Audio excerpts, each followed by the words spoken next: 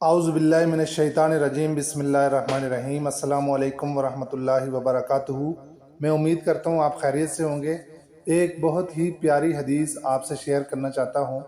حضرت علی رضی اللہ تعالیٰ عنہ فرماتے ہیں، حدیث کا مفہوم ہے کہ نبی کریم صلی اللہ علیہ وآلہ وسلم ایک جنازے میں شریک تھے اور ہم لوگ بھی ان کے ساتھ تھے۔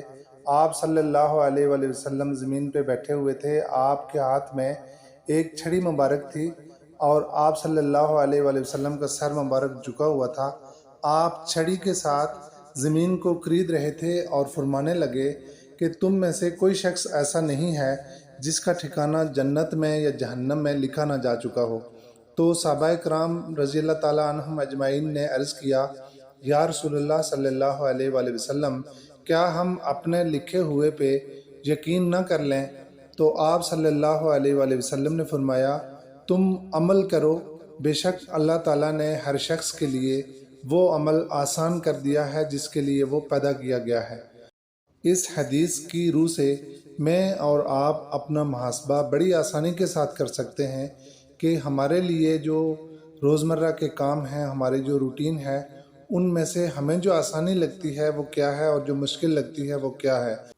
مثال کے طور پر روزانہ ہم صبح اپنے سکول کے لیے، اپنے کالج کے لیے، اپنے کاروبار کے لیے، اپنے آفس کے لیے یا دنیاوی معاملات کے لیے بڑی ذمہ داری کے ساتھ ٹائم سے اٹھتے ہیں اور جاتے ہیں، پھر شام کو واپس آتے ہیں، لیکن وہ رازق، وہ خالق جس نے ہمیں پیدا کیا، جس نے ہمیں رزق دینا ہے اور جو دے رہا ہے، اس کے لیے صبح اٹھ کے نماز پڑھنا، قرآن مجید کی تلاوت کرنا، مسجد جانا، یہ کام ہمارے لیے آسان ہے یا پھر دنیاوی کام ہمارے لیے آسان ہے، یہ سمجھنا زیادہ مشکل نہیں ہے۔